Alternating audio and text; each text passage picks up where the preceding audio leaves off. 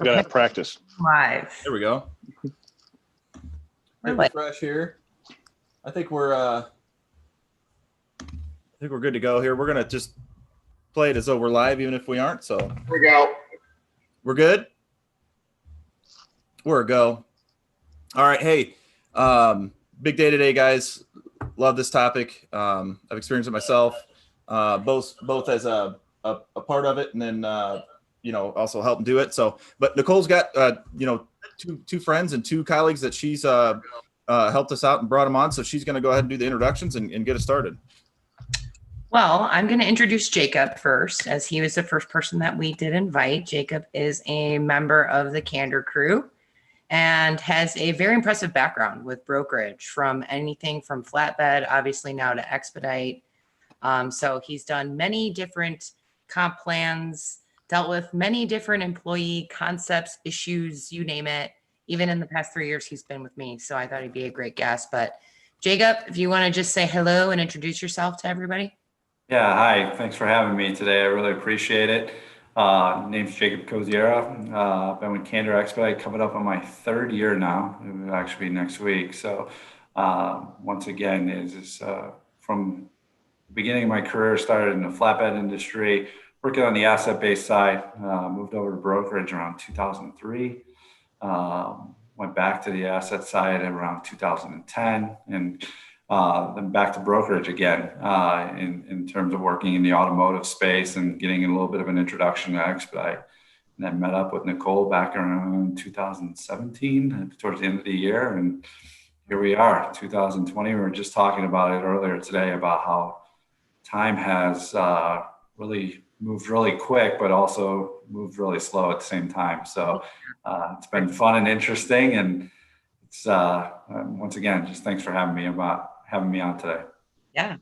So Beth, we just learned something really cool. So tell us about you and your background too. Yep. So most people don't know that there is such a thing as a compensation consultant. I have been a compensation consultant since 1998. I was actually with a big HR firm in Chicago, in downtown Chicago, for 10 years doing sales comp design, sales comp org structure and design. And then I left there at the beginning of 2008, basically to start my own company. I just happened to be working with CRST Logistics at the time. And that kind of got me started in the transportation and logistics space. And so now I have been I still work outside the industry, but I focus almost exclusively, all my marketing and everything is on transportation and logistics because I love it so much. I don't need anything else. And I've been doing that since really in earnest since 2009.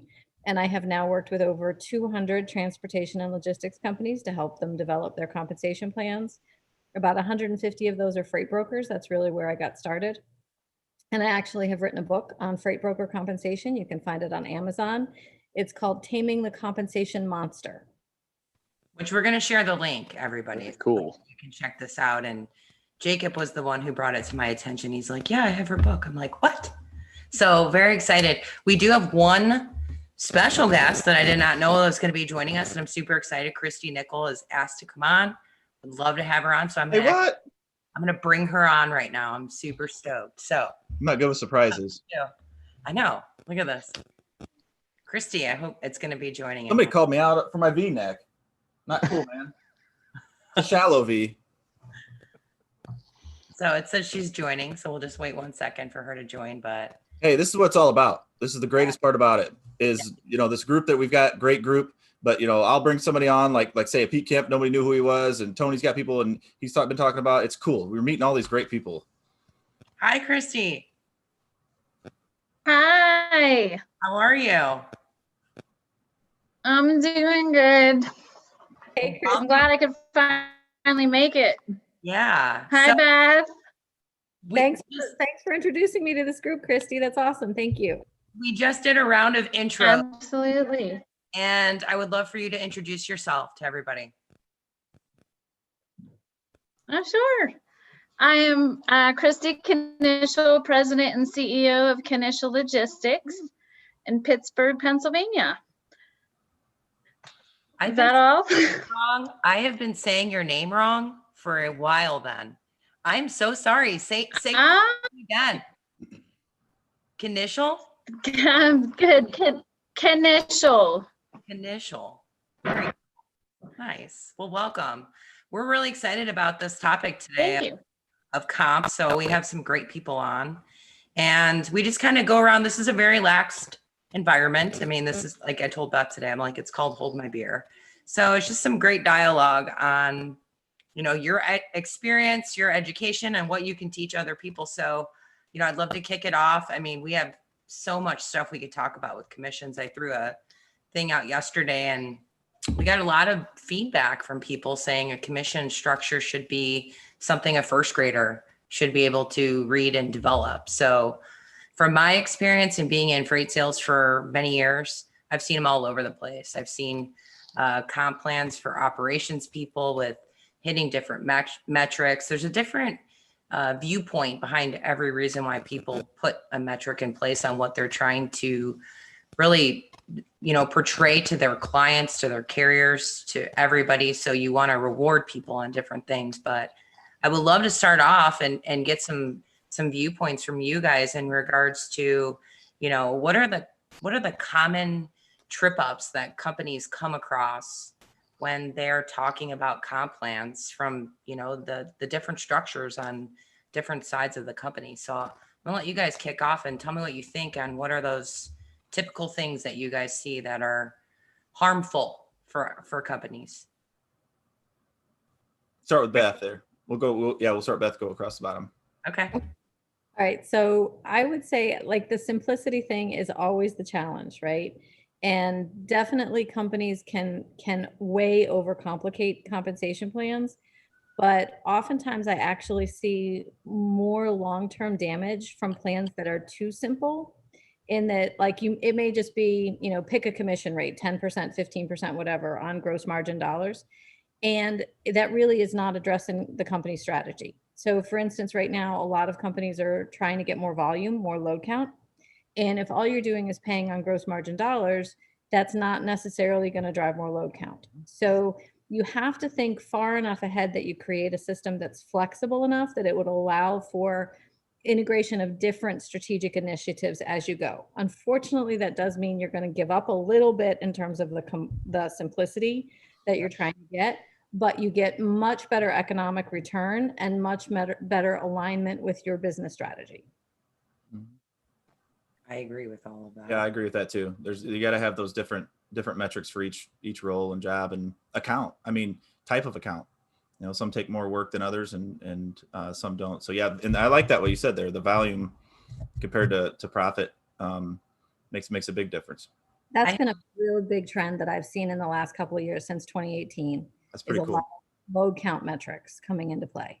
Yeah. So I was actually talking to Steve Lowe. He's from the Swift brokerage company, and he was explaining to me just the concept too of operations. So you have a sales rep that comes in, and they're just there to drive that revenue and that volume. So if your operations team can't take that and run with it and buy at the best dollar, shouldn't fall on the sales rep. That's how he was saying. So a little interesting, a little different than how obviously my company operates. But Jacob, I mean, I'd love for you to talk, because when you came into our company, you looked at that strategic plan and you wanted to really map out different things that the company would hit. So I'd like for you to touch base.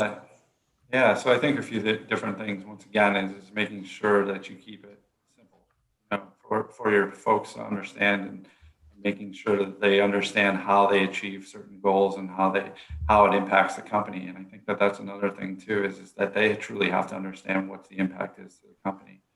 On the flip side of that too, is from a company standpoint, is what are the costs? What is the cost of rolling out said incentive plan?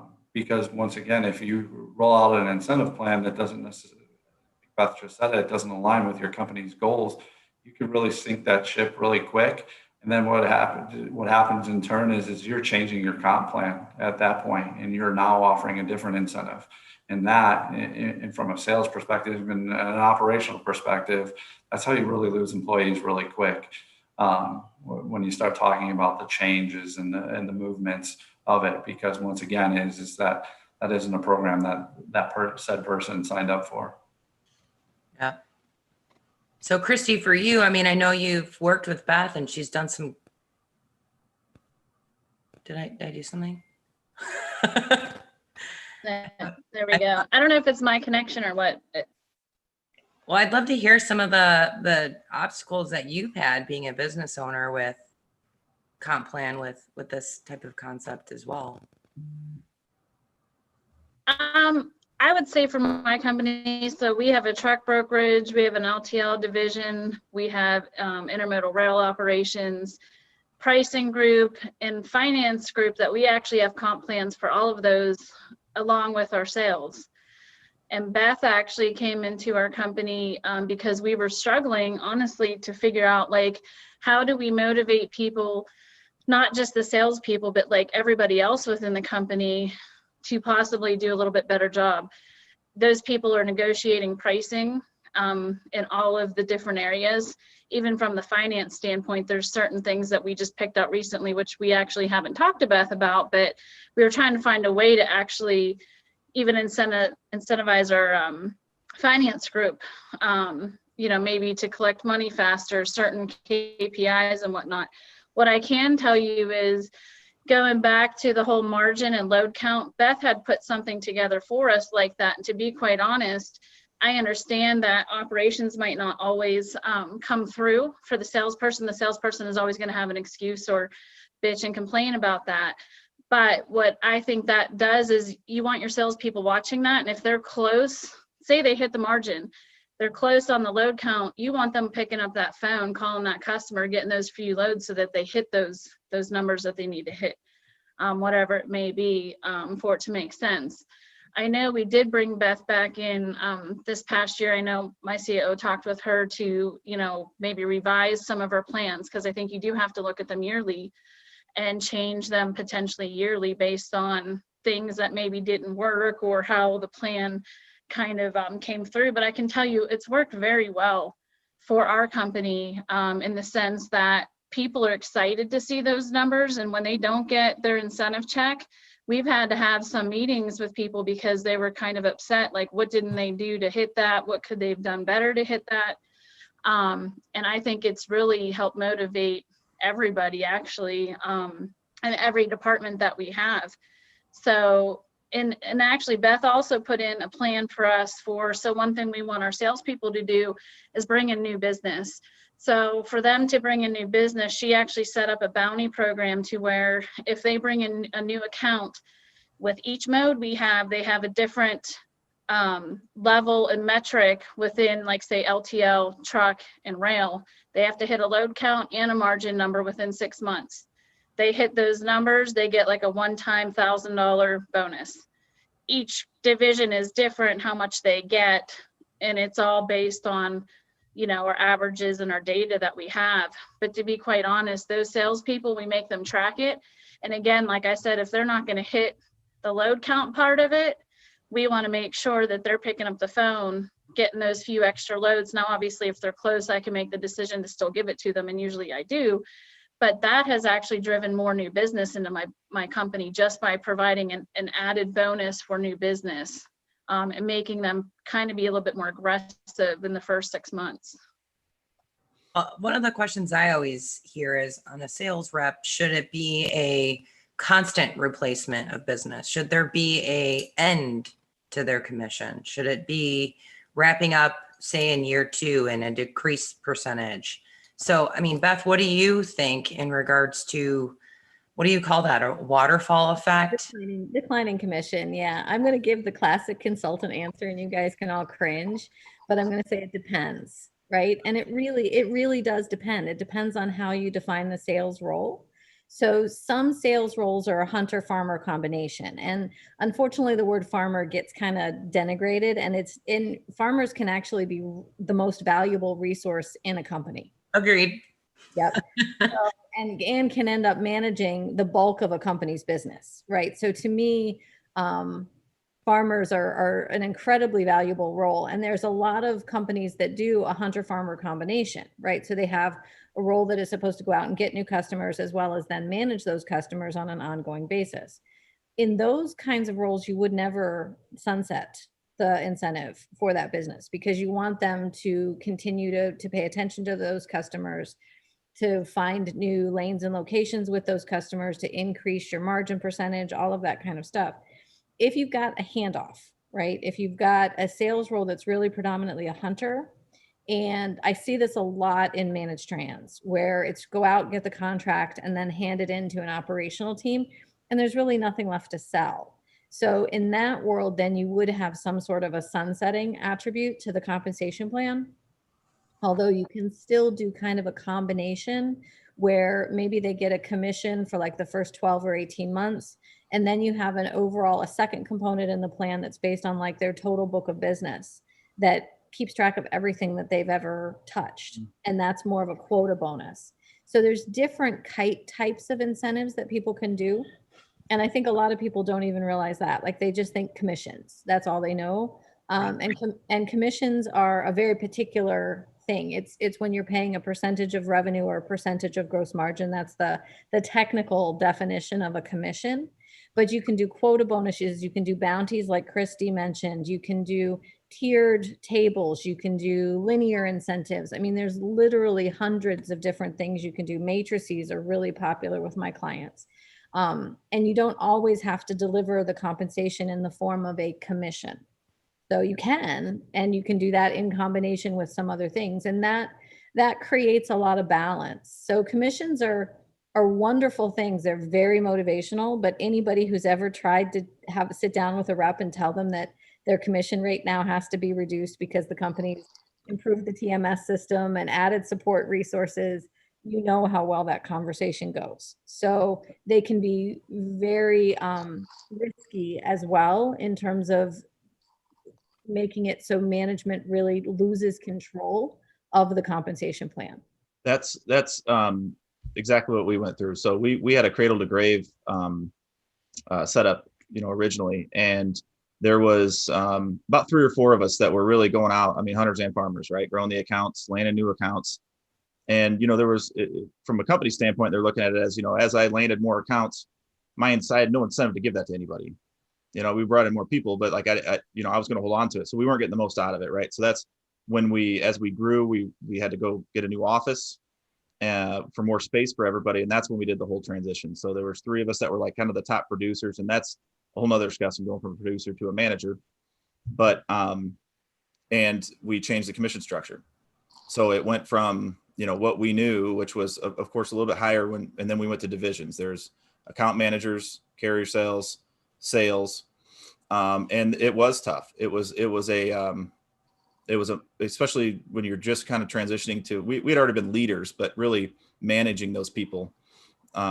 It was tough to have those conversations. It was, you're putting out fires every day. But you're just staying positive. You're working with them. You're having the biggest thing you can do, I would say, is to have your owners. At that time, I reported just, and I still report just to our owners, have their back. Yep. You can't start talking with employees about how, oh, I know this sucks, they should have done it differently. You cannot do that. You Right. Gotta have their back. You gotta say, it's gotta be a strong front. You gotta talk about potential, and things like that. Just remind them, what it used to be was, is you had to go get your own account. We could go back to that. You can have those types of conversations where, cause some people couldn't do it, but it was hard. It was hard, but we looked at it as, cradle to grave, I think, is when you have the farmer and the hunter together. And then when you separate that sales division, that's when I think there's two different sides there. And I think it depends on the account. So we've got it set up in 2 different areas, which if you land an account, a pretty large account, you get, you can go with a plan in which you stay in contact with the higher levels, right? The procurement manager, the pricing, and you do all that, and you have the operations. So basically you start the account off, you work it for about 2 months, a month and a half, depending on what you need to do, but you have who is going to do the operations moving forward with it, sitting with you, involved in the email group. We do an email group. So they're always seeing it. They're chiming in, they get to know them. So the transition's easy. And then when it comes to mining inside of that, or creating what I always call it, like an internal routing guide, finding the different divisions. And that was kind of the salesperson's role, depending on the size. Now, sometimes if it's not big enough to do that, it would be on the operations side. And you would just chalk that up as an account that, like you said, add a book of business and it grows. But those are tough conversations to have. It was weird to be a part of that. The people that came in knew what they were getting into, but the people that there before to transition was a little bit tougher. So you had to have extra incentives, little things to keep their morale up and their motivation up. But it made you learn quick. That brings up a question in the comments. Christy, you mentioned this, you do an annual review of the structure. That's awesome. I think that anything that's commissioned or sliding scale or matrix or anything like that probably ought to be annually reviewed. Questions from Rhonda.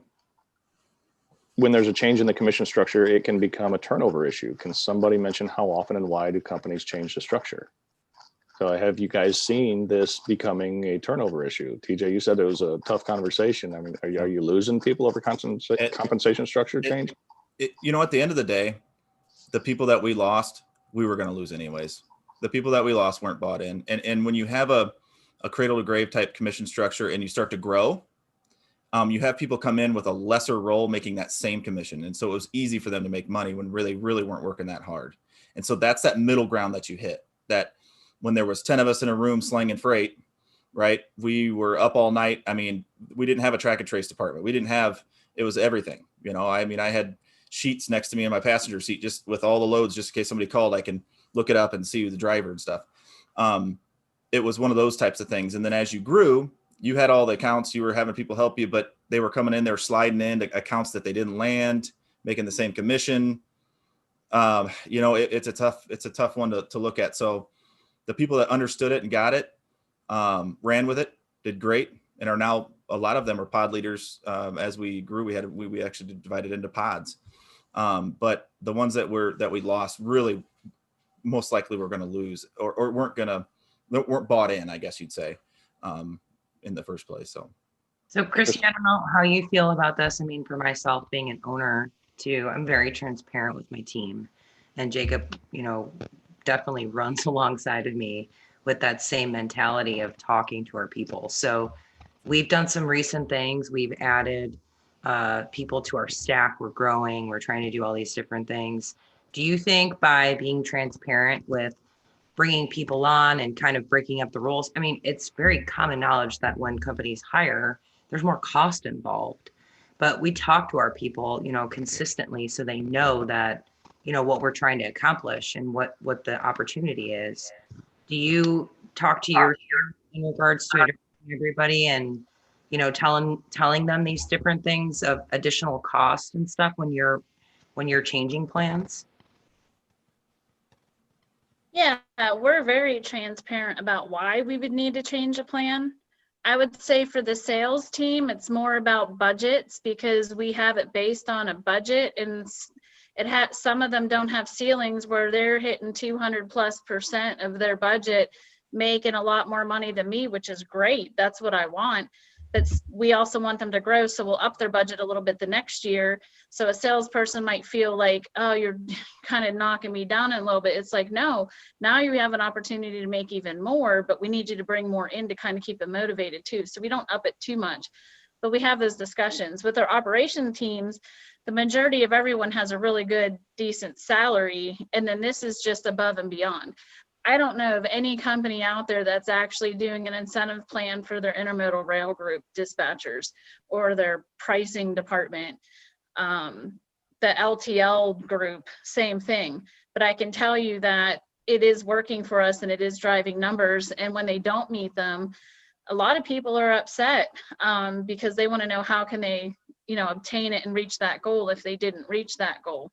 But we've never lost anybody over a comp plan because of how we're set up. We're set up a little bit different than what TJ was describing, the cradle to grave brokerage scenario. So I think what we do actually works for us pretty well. And again, when you talk about transparency, like, we're transparent about a lot of things. Like, our people know a lot of things about the company numbers and everything. I want them to know how well we're doing, where we're at, know that they're with a stable company. There's even customers we're completely transparent with too, and what we're making. I feel like you just have to be that way sometimes to just get ahead. and people to know that you're, being honest with what's going on, and you're not taking more than what they feel that they should deserve, or get. Yeah, no, I completely agree with that. And Beth, one of the things I want to ask you is when you're stepping in as a consultant to help some of these companies, are you coaching leadership on how to approach that? Like, what does that look like? Yeah, there's a process that I go the whole way through from start to finish, starting with interviewing employees and getting an understanding of the culture and where they're going to be in terms of resistance to change, so that I'm presenting options that I feel like are going to be like palatable for the company. Like they'll be able to absorb it. I'm not going to go wild and crazy if the employees are a little bit skittish. So, and I also helped TJ, you said a couple great things that I was like sitting here cheering about when you were talking, that you had your owners' backs. You've got to make sure that you've got the frontline leaders that are completely on board with this. And that may mean involving them in the design team process so that they are actually having a hand in the development of the new plans. You don't want it to be something that's just shoved down their throats, because they are going to be the ones that have to defend it. They have to explain it. They have to listen to the people complain and bitch and moan about it, and to be able to deal with that. And so getting their input is a huge part of this process. So it's not, sometimes companies think that I just come in and I give them, plan design A, B, or C, something off the shelf, but it's much more collaborative. And most of the time I will not even know where we're going to end up. Like I go in with sort of like, I've got a whole bunch of different options, but it's really up to the company to pick what they want and to shape them. And sometimes they'll come up with stuff I've never even done before. The other thing TJ said, which I laughed about, was when you talked about the process afterwards, where you were just sort of calming them down. Mm-hmm. Early on in my career, I helped a big bank do a big change with a very highly paid sales force. And the leader of the group said to me after the fact, I asked how it was going, and he said, just keeping the kittens in the box. And I was like, that is the perfect analogy for what you have to do after you change a comp plan. You're just picking up the kitten, petting it, and putting it back in the box. And you just do that for about 2 months. And finally, everybody gets over it and they've got to change. They're used to the change. Another tip I want to give you guys is 80-20 rule applies here. So you can look at your population, and everybody who makes under about 100 grand, you're probably going to be able to change them pretty easily. It's not going to be that big of a deal. Once you start going above 150, it gets exponentially harder. So, and I'm sure TJ would jump in and agree with me on this, and I want to hear your perspective too. But like once you get up to the range of people that are making 300, 400, 500,000, and everybody in brokerage there, I can validate it. There are people that make a lot of money in this world. You have to spend an inordinate amount of time, even if you're putting a plan in place where that person can make easily as much money as they have in the past. They're going to be so protective of that you really have to spend a lot of time modeling it out, making sure they understand how they can be successful under the plan. They probably are going to have to change their behavior, but hopefully you've done it in a way that if they are doing the things that the company needs them to do, that they legitimately can make as much money as they had made under the old plan. They may have to sell more. They may have to sell a different type of freight. They may have to get more new customers, but it should be a realistic thing for them to accomplish. Yeah, it was that. I would say that was tough. That what they did was they basically took the tap orders and just made that's we didn't really even have titles back in the day. And that's when they made, 3 directors, one VP, and then, a trickle down. And so it was, even though they, it was a different comp plan, for me, it was, they wanted to have a comp plan, like you said, where they didn't think they knew the new comp plan, we wouldn't, stick around probably type thing. Right. So they promote you, they give you a new comp plan that's based on the whole group. And it's, realistically, you can stay at where you were paid before. But the hardest part then is that transition of, when I was producing and I had my accounts, I knew what I was doing, and I was doing it to a T, and I was in control of it. I knew that if I wanted to have extra money, or if I wanted to hit this mark, I could do this or this much more, or work this much more. And then when you pull back and your earnings is all based on everybody else and their production, it's hard. It is a hard thing to do. I mean, I was an asshole for like the first 2 or 3 months. I mean, I was a terrible leader because I was so used to being in control. Like all I'm doing is watching numbers. That's all I cared about. And I just didn't get it. Why are they doing it this way? Why aren't they doing it this way? Like they don't care. They're not working hard. It was a constant thing. Instead of leading, I felt myself frustrated. It was that transition from a producer to a leader in it till I realized that, I had to pull myself back, give them a plan or a strategy, talk about, if you change somebody's commission plan, say, hey, what were you making before? Okay. Is that what you want to make? Okay. Here's what we can do. All right. Here's how it works. Here's the new plan in and out, all the details. You knew the old plan all the way down. I've got the whole chart. We're going down all the way through. I had my CFO or one of our owners make a spreadsheet, okay, for each division. They could only edit one cell. It was shared with everybody. He had the whole formula in there, and all they had to do was put their gross profit that was billed in there, and it all the way down, right? It took your draw, everything. It showed you exactly what you made. You knew exactly what you were making. You could build strategies around that, but you can't build strategies around, well, I think it's 12 and a half. Is it 10% here, 4% there, whatever it is? I think it's close. You can't build strategies around that. You got to have that confidence of this is the number. Yep, you have to be absolutely transparent. Somebody said that earlier, and Christy, I think it was you that brought it up. I think transparency absolutely trumps simplicity. You have to have a transparent plan. It can be a little bit more complex as long as they understand how it works, as long as they have that spreadsheet where they can punch in their numbers, they can do their own what if analysis to say, this is how much money I want to make. How am I going to do that? Right? If you give them that information, and you've got to give it to them like as you're going throughout the month too, right? So they know exactly where they're standing. What do they need to do differently to hit those, thresholds or metrics by the end of the period? All right. I'm an outside observer here. So I'm the shipper in the group. Don't have any skin in the game, but I find this interesting. I want to hear from all of you, Christy, Jacob, Beth, TJ, and Nicole. So I'm hearing this transparency. I tend to lead my team in a very transparent way. I have nothing to hide from them, and I bring them all up with me. Whatever we can do to replicate good leadership creates good leadership. Do you think that that's what helps cause the buy-in? Is that that part of being that servant leader that causes them to want to do more and it gives them that motivation? Is that just great leadership to be transparent like that? I think it's part of it. I mean, trust is the number one element when you're building a team. They have to be able to trust in you and any facet. I mean, commissions and where you're steering the ship, what's going on. So yeah, I mean, I think that transparency piece shows them that you respect them. It shows them that you include them and that they're a part of that. And then that motivation comes when it's as a reward. So I always see commissions as how to lead the company forward, because you're trying to set goals and get people excited and motivated.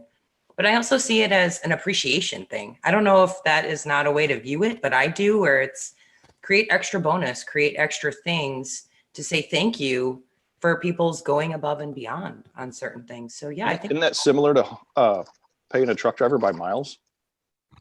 Hey, you worked more miles, so you made more money, right? I think if you're, it depending on the structure. I mean, that's kind of, the company, drivers that are making it per mile or maybe just paid off of, like if you're paid off of load volume, right? You're trying to rack up as many miles as you can compared to finding the big loads that pay the most. But I mean, the trust is that I read something today. It was the two biggest things of trust. The two things of trust is competency and character that drive people to trust you. So competency showing I know what I'm doing, and character as in being transparent. This is exactly what it is. And once you're transparent, you can act. People get nervous and scared and don't like things when they don't know what to do and they aren't confident in what they can do. When they have it laid out, and then it also helps you as a manager too, because you can't complain to me when we sat down at the beginning of the month, every month, and we say, what do you want to be at this month? Okay. I'm following accounts, right? I'm looking at it all. This is strategies that I used to do. Start digging into the flatbed side. I already got a hold of John over there. This is what you can do. Make sure you're doing, call him every day, whatever it is. Do this, do that. So you got a whole list of things. So then at the end of the month, when you sit down and say, hey, you didn't hit your numbers. Hey, how often? Well, I didn't call him every day. Little things like that like, okay, that may not have made a huge difference in reality, but to them, they realize, wow, I didn't do everything that was laid out for me, to hit that number that I wanted to hit. Because it's transparent. You know exactly what you're supposed to be doing and how you're going to, and listen, if it's hard, you got to change, we'll talk, we can adapt in the middle of the month and halfway through the month, whatever it is. Those are things, but those allow those conversations. Yeah. Without transparency, you can't have those because they're not even going to hardly listen to you because they don't even know what it means, like, or why we're doing it or what it's going to amount to. I think is the huge thing. And, again, the volume to margin, again, every account's different. Every division's different. On the asset side, we've got commission for dispatchers. It's all based on revenue, right? Owner operators make 65%. So there's a 35% margin there that's flat. So you're not going to make it off that. It's off of pure revenue. And what that does is it drives, when you're on the phone with the broker, you're trying to get every penny that you can. And I have my guys be extremely transparent with our drivers even. I want them understanding that certain dispatchers are on commission, because that means that they're trying to push as much revenue as they can onto that driver, which means the driver makes more, because the more revenue they have, the more they make. Now, of course, it's a smaller amount because with dispatch, you find, in asset side, you find a lot more older experienced people that have a higher salary, but it's one way of doing it based off revenue rather than profit if you've got a set margin with an owner operator. Maybe I do have some skin in the game. This is how I lead my team. I mean, our forklift drivers, everybody, the dock crew, the office people, everybody's the same way. You manage the expectations, set those expectations, clearly communicate them, and then hold people accountable to them and give them a way to measure themselves, and they'll overachieve for you every single time. And then, maybe I'm doing the same thing. It's not you telling them they did anything wrong. They already know it. You don't say a word. Tony, I've done incentive plans for all of those roles that you talked about. It's possible to do, like Christy said, I've helped her come up with plans for roles that really nobody else has.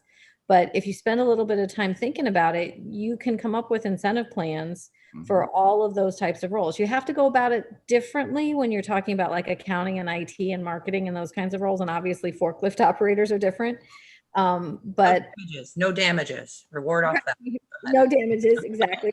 But whoever said it before, TJ, it might have been you, where drivers being paid by the mile, that's absolutely an incentive plan. It's a piece rate quasi commission kind of approach for drivers. So Jacob, one of the things One too, thing I think in the end, I'm sorry, is that, your employees can see through you, and they can see through the, your incentive plan, and whether it's sincere or not, or you're making changes just, to save a few bucks and so on and so forth. So I think, in the end too, you really have to, give the employee, or give the person that has that incentive plan in front of you, you have to have them buy into the understanding of where your organization's going and what you're doing and why you're doing it. And I think it goes a long way. And once again, is you as the leader, if you're presenting it properly and it's, it's laid out and it's well thought out and there's explanation behind it, people will buy into it. And once again, I think somebody mentioned it earlier, sometimes when you make those transitions, those people will see through it. And once again, they've already made that decision prior to walking into that meeting of the change. So, I think it goes. Doesn't that transparency and incentive plan kind of give them ownership?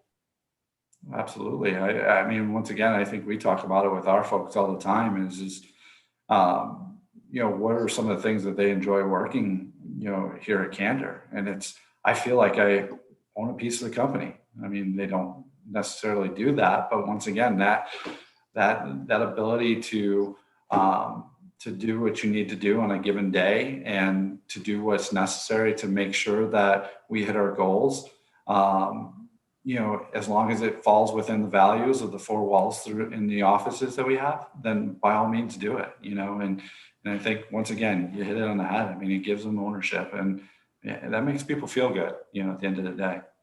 Transparency from the leader as well. So I didn't go to detail, but I told them, I mean, I make more money if you make more money. And when the more you guys, that's why I'm pushing this, because so they kind of get like, okay, well that makes sense. That's why TJ would want me to make more money, right? I mean, he would not want me to. You don't go into detail on anything, but you just use that.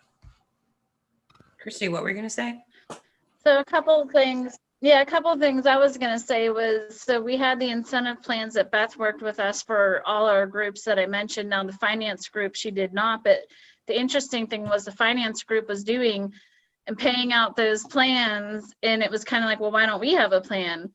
Well, I hired a controller earlier this year. We did come up with a plan for them to basically get invoices out faster, collect money faster. There was a couple ways. You can't incent too much, but then it made them feel part of the group too, because you don't think like, how do you incent finance? I mean, there's only so much that you can do.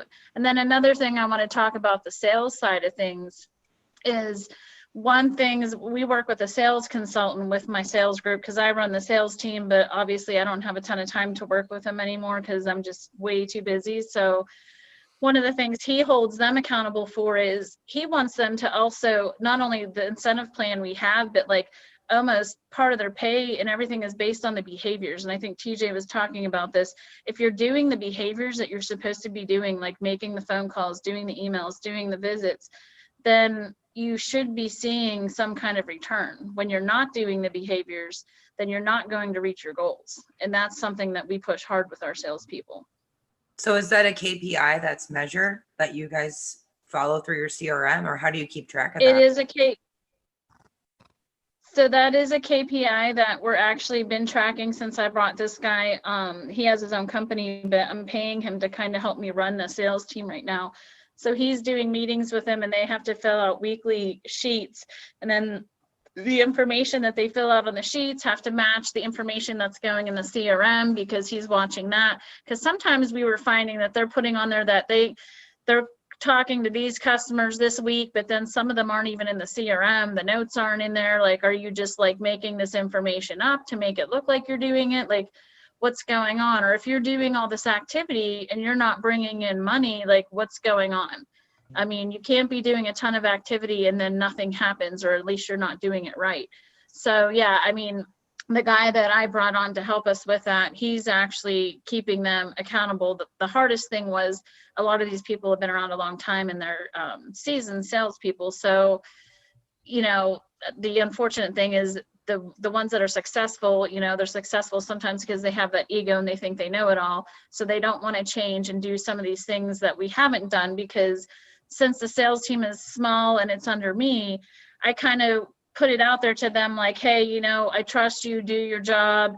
I wasn't actually holding them as accountable because I didn't know how, nor did I have the time to really do it. So once I brought him in to do that, I can tell you we've gotten a lot more activity, a lot more structure in place with that, and it's truly helped. And he just pushes, like, if you do the behaviors that you're supposed to be doing, you should be having money that comes in the back door. So Got to have KPIs. I mean, it's so huge because you could break it down to, you know, well, let's look at why you didn't. Well, you didn't hit your calls. You know, you could run numbers of amount of calls compared to amount of profit per person in the office. Sometimes that's a little different because the better you get, the better network, less calls, but it just depends. And then if you say, hey, you're hitting all of them, right? You're hitting all of them. You're hitting your calls every single day, but your numbers aren't showing it. And now as a manager, you know what you can dig into. You're gonna say, I'm going to dig in on that a little bit, right? You can take all the calls, copy and paste them into a spreadsheet, take the phone number of the head person at a certain account, say of a customer, and go up into the search, right? And see how many times that was dialed. There's ways you could do that. And I mean, I found people that were hitting their numbers every day, and there was some 800 number that they were calling that when you called it, it just played Smash Mouth. You're an all-star. Hey, I'm an all-star. You wanted to feel better about yourself? Call the number. and they thought it was funny. But you know, when I caught them, because they were kind of in trouble, but I wasn't mad at them at all. I said, it's fine. If you guys want to make money, it's okay. But this is why, you know, it gave me something to look at. But you got to hold people accountable too, is just taking something away that if you don't hit your call numbers, you know, you can't use this load board next day, whatever it is. And, but you can use it as a positive too. So, okay, wow, they're upset, right? Because that's where I know I could make all my money posting these loads and covering them. But you use it as kind of an incentive to teach them. So, okay, well, if you can't use that load board, let's see how we can dive in on Carrier 411 and get an Excel sheet of carriers and send out, you know, sourcing emails. Let's see how you can, you know, get on Selectus or trucks, other places and do other things. And sometimes they came out of it like, man, I don't know if I'll ever use that load board again. This is great. But it just depends. If you can hit their pocketbook without actually hitting their pocketbook, that's a good way to hold them accountable. Wow, we had a A moment. resource. Right. And this is not a toilet paper roll. You know, it's so funny. I saw you drink it and I went, that looks like a freaking toilet paper roll. It's a koozie thing. But it's for like bottles, so they slide in. So Beth, Toilet paper Big neck. koozie. What's going on? I keep asking you questions, Beth, because I'm very intrigued with all this stuff that you keep talking about. What size company do you think needs to start the concept of either hiring someone like yourself? Like, what is the typical size? Like, you have 3 people in an office, you kind of figure it out, right? But then when companies starting to scale, so what do you think is the good number? I've worked with companies that are just starting up, where it's literally the owner and he's hiring a sales manager and he needs to figure out how to pay the sales manager kind of thing. And then I've worked with, some of the biggest ones out there, but I would say probably the crunch point comes somewhere around like 12 million to 20 million in revenue, because now you're talking, 12 to 20 people typically, the $1 million per head in most freight brokers works. There's some exceptions to that, but when you start to get, 20 people, now you can start to divide up roles. You can shift from a cradle to grave to more of a specialized roles. What you started out from a comp plan perspective, you may have said, hey, we're going to pay everybody 30%. And now you're realizing that's not going to work because you've got more operating costs than you expected to have. And you've done all kinds of stuff to make their lives easier. So now you've got to make a change. So I think, a lot of companies come to me when they're in that little period, because it's such a transition from what they had been doing for the first 5 years of their existence to how they're going to go into their next phase. Okay. Yeah. And that transition is tough too, because you get when you're lowering somebody's commission structure, they start to say things like, well, I'm not going to do that because I don't make any commission doing that. Like I don't make any commission doing that, And I've sat down and I've had to have these conversations. I love doing, when you know something like that, you could say that's just going to burn somebody, and you're just waiting to say it, like they put it on the tee. But like every time that would happen, I'd be like, that's fine. You go just commission. We'll take your salary away. Mm-hmm. And what's your salary for? Like you're getting a salary to come in. You're paid every single day to come in. That's covering something, right? I mean, if you want to be just salary, or just commission, we can go just commission. If you don't want to do this because you're not going to get paid commission on it, and it helps the team, then that's fine. But we'll go just commission. We'll put you on pure 1099, just commission. That's fine. And they shut up like immediately, because it doesn't make sense. You're going to have to do things to help the team, to help everybody else out. That's why you're paid a salary. It's not just because. So that's the tough part too, is they'll start to use those things. But if you can justify what you're doing, like you said, talking about just what'd you say, like owners getting more resources, right, to help people, explain that, explain that to them. I mean, this isn't cheap, this stuff is not cheap. And it's just part of it. The great part is just be excited. You're part of a growing business. You're not part of a failing one. So, there's going to be some stuff like this, but hey, we're growing. That's great. So Tony, we're getting close to time. Is there any other questions that we really can ask this panel? Really quick, is there anything that came in question wise? I haven't seen anything new, and honestly, I kind of thought I would be just over here on mute, and this has been fascinating. Fascinating, absolutely cool. Thank you guys so much. Jacob, what about the expedite side? Talk just a little bit here on the expedite, the commission structures. Working with that type of freight. Once again, we've adapted a lot of structures that are similar, whether it be truckload or LTL or things from our past, as well, and kind of tailored and structured them to our own. And once again, as our business is growing, we're a smaller company, so we've had folks where we brought in specifically to be just hunters. And, whether or not that worked out was entirely up to them. We've brought in folks that are been both /that hunter/farmer. And then once again, we've structured folks in terms of being just carrier salespeople. And now we seem to have hit a stride here. We've added velocity. We have a group that is, bringing in business and really going out and hunting it. And then once again is coming in and giving some TLC to it initially, and then turning it over to a team. And for us, it's first of the ball, right? Getting to two things and getting cost in faster. So we've really almost went back to cradle to grave to a degree, and but our people love it, and they've been able to, because of how fast we have to react to a customer's want and request. We found that we're winning more, and our people are appreciating that a lot more than they have in the past, and they're getting the feedback that they never got before as well. We talk a lot about interaction, and when you have a salesperson that is the face of the company to the customer, and they're the ones that are going out, you're going out and you're procuring a piece of equipment to move a piece of freight from point A to point B, and then you're turning it over to the salesperson's presenting it to the customer. You're always yearning for that feedback, and you don't necessarily get it. And we made an adjustment last quarter where we said, all right, let's deal with the customer. We're still going to have a salesperson that's the face, but they're not going to be involved in the day-to-day. And in my opinion, we had a really good end of the quarter, and we had some really good months here, and and not a lot of people can boast that, during these times, so. Yeah, for us, I know, thanks. Yay. I just wanted to correct the cradle to grave. Okay. When I hear cradle to grave, I think you're tracking and tracing. So we have a little bit of a different model where you're basically a person that is going to be quoting a customer as well as obtaining the carrier. And then as soon as you do that and the customer says, let's go, like Jacob said, that velocity is so quick, because we'd have people before being like, hey, John, what's your rate? Hold on, waiting, checking, hold on. So now it's like customer going, hey, John, what's your rate? John's like, this is my rate.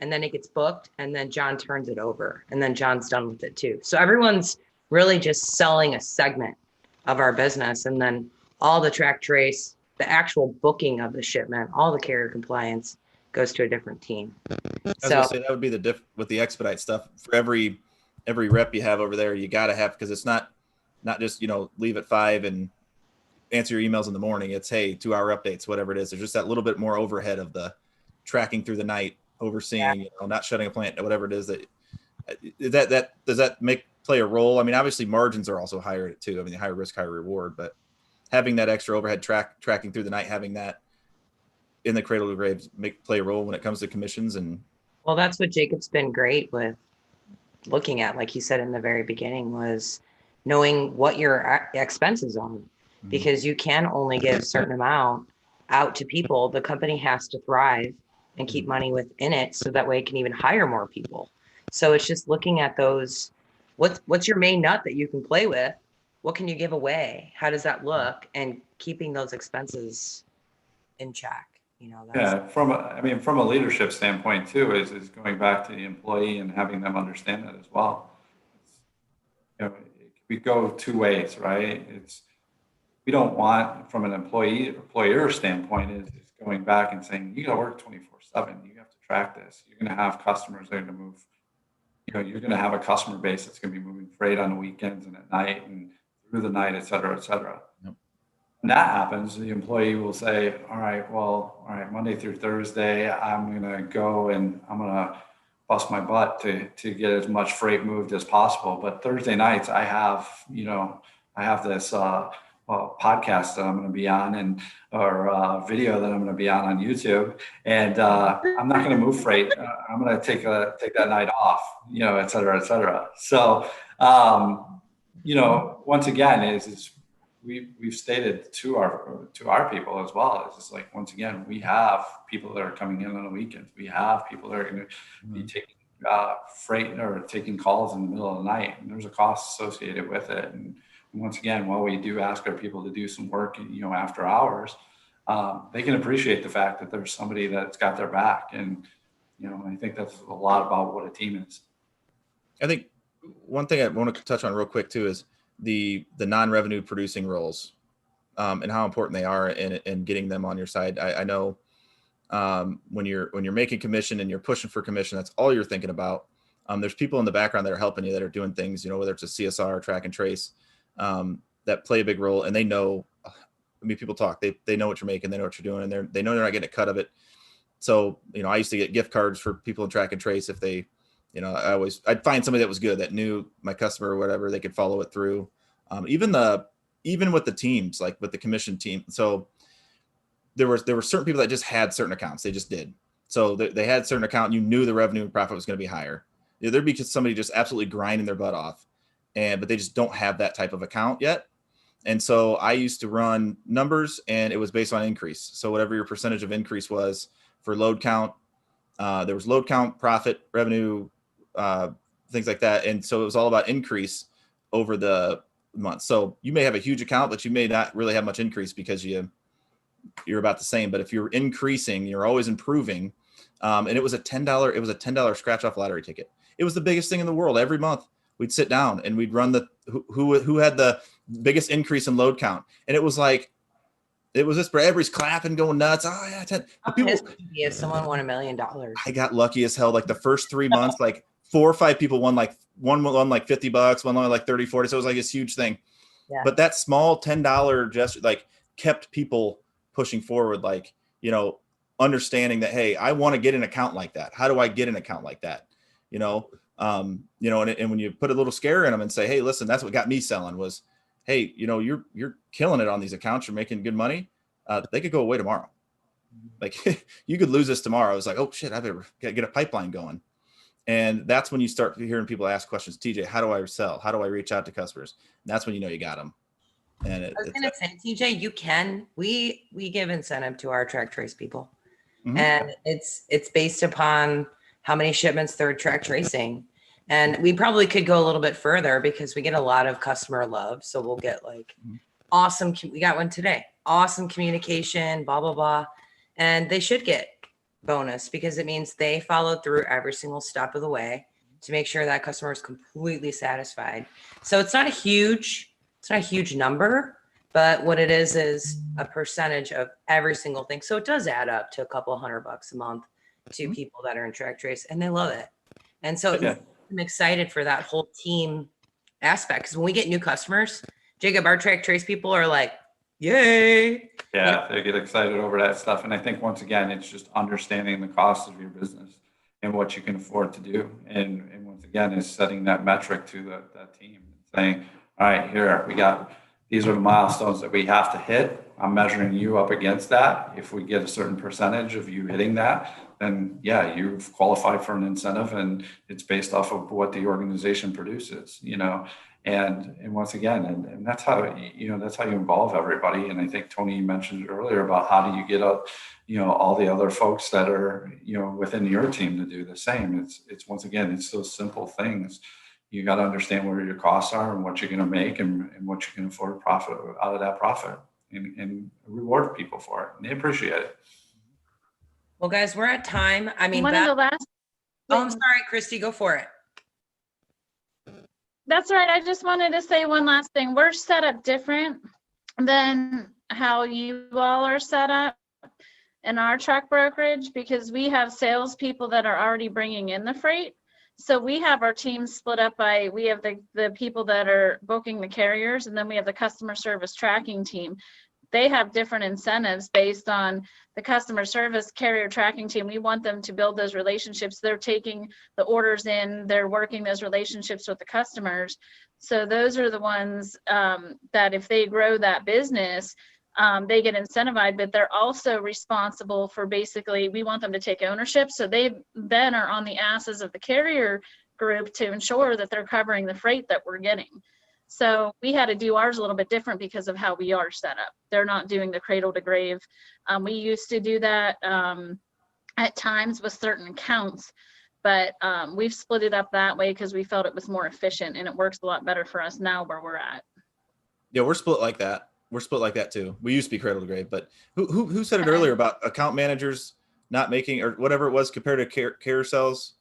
Account managers shouldn't be punished, or what was somebody said something at the beginning. Oh, I was talking about someone saying that sales reps, they should just be based upon revenue and load count because they don't really have, if they're priced accurately and good and they won that business, it's really on the ops team to cover that freight and make the profit. Right. I think that that's kind of okay. I think like Christy nailed it. Account managers used to complain all the time. They're not covering the load. They're not doing it. Well, don't put it over there and forget about it. It's your freight. You own that freight. You know, post it up yourself. Get it covered. I don't care. Even if you don't make commission for covering it, cover the freight. If you care about your customer, if you're a salesperson, make an SOP. Right. Lay in the account. Do a detailed SOP. Check in every 30 days on the SOP. Are they following it? Does it need to change? Is there more contacts? If you really want to make that money and you want your operations on the right page, Michael Neem or Nemi, is it Nemi? Put a thing out. He's paid operations people out of his own pocket, right, to get them on board with them. Have them buy in. Make them know what they're doing, because if you just land it and send it and hope they do well, that's they're what you're doing is you're just hoping they're doing well. Yeah. So Tony? My last pitch is, if any of you, I was gonna say, if any of you need help, honestly, definitely have more conversations with Beth, because she has done hundreds of companies, maybe even thousands now. I don't know. So she definitely has a lot of good advice for all of you. I did not ask Christy to do any of that. That's wonderful. And that's what I was going to end with. I know. Yeah, we want to know. We're going to share the link to your book, because that's great for people that just want to have that knowledge. Pretty sure I'm going to buy that, and I have no interest in brokerage sales. You actually have a lot of good tips for just developing any compensation. Yeah. You can use it for any role. But I got a lot out of it from a leadership standpoint too. I Right. mean, whether it was related to just a comp structure, there's some good leadership points in there as well. That's what I'm thinking. That's cool. We all just did it trial and error. I mean, we stumbled through. I mean, all this stuff. I talk about the good things we did, but you stumble through. But to know that somebody wrote a book and there's people that are doing it, that's awesome. I mean, you said something about the load count. I mean, you blew my mind just on that. So Beth, I would love for you to tell everybody how to get in contact with you. Like, what is your website? How do they reach you? Yep. My company is Prosperio Group. So it's like prosperity, but Prosperio, prosperiogroup.com. You can just go out on my website. I've got a pretty extensive blog, so you can read a whole bunch of stuff out there. There's videos of stuff that I've done. I've spoken at a lot of conferences, so I try to get as much of that stuff out there. And then there's ways you can contact me through the website, or if you can remember, it's beth.carroll, 2 R's, 2 L's, at prosperiogroup.com. Sweet. You might get some connections too through this. So go follow her on LinkedIn. Go follow Jacob on LinkedIn. Go follow Christy on LinkedIn. Well, you can't help but follow Christy. Every time I sign on, it's like Woman of the Year. And follow Tony Darnell, top 5 shipper, Northern Indiana. Nicole Glenn, just jack of all trades. She never ceases to amaze me. The glue. Call her the glue. Yeah. It's Love been her. awesome. Thank you for teaching us. All right, guys. Well, it's been real. I loved it. Thank you again for jumping on here, and everyone. It's been a great time, and we'll get those links out. Okay. Thank you guys for having me so much. I appreciate it. Koozie. Thank Thank you. you. Bye, guys. Bye-bye. Have a good night. Bye, gang.